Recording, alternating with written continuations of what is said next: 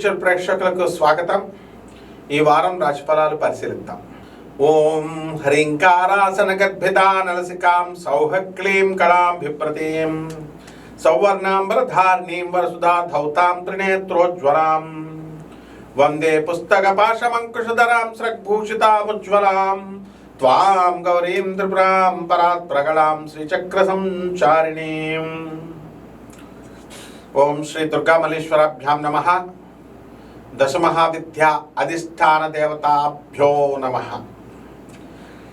తారాదేవ్యై నమః. మహాకాళ్యై నమః. చిన్నమస్థాయై నమః. ఓం త్రిపురభైరవ్యై నమః. ఓం బగళాముఖ్యై నమః. రాజశ్యామలాయ నమః. మాతంగ్యై నమః. ధూమవత్యై నమః. భువనేశ్వర్యై నమః. షోడశ్యై నమః. కమలాత్మికాయై నమః. మనము ఈ వారంలో జరిగేటటువంటి రాశిఫలాలకి ప్రధానంగా ఏ ఏ రాసుల్లో ఏ ఏ గ్రహాలు ఉన్నాయో ముందుగా మనం తెలుసుకుందాం. శని వక్రించి మీనరాశిలో, రాహు కుంభరాశిలో ఉన్నాడు. గురుడు మనకి ఈ యొక్క మిథున రాశిలోకి వెళ్ళడం జరిగింది. కేతు సింహరాశి.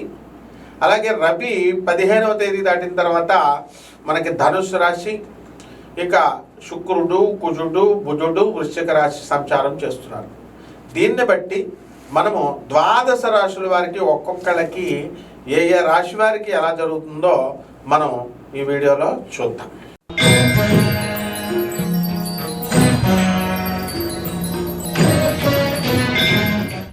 తులారాశి.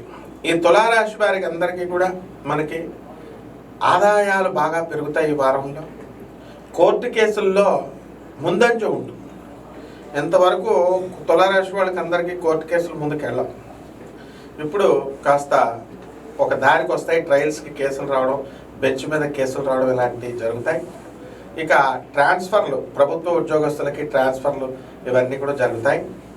అలాగే మీరు కోరుకున్న చోట్లకి మీకు ట్రాన్స్ఫర్లు అనేటటువంటి రావడానికి అవకాశం ఉంది. గురుబలం బాగా అధికంగా. కాబట్టి ఈ యొక్క గురుడు మీకు అదృష్టాన్ని తీసుకొస్తాడు, సంపదలను తీసుకొస్తాడు.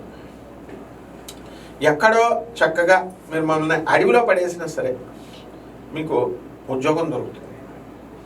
అలాగే మీరు ఏం చేస్తారంటే చక్కగా పితృ సంబంధమైనటువంటి వ్యవహారాల్లో మీ నాన్నగారికి సంబంధించిన బంధువులు దగ్గర నుంచి మీకు ఆస్తి కలిసి రావడం అనేటటువంటివి జరుగుతాయి.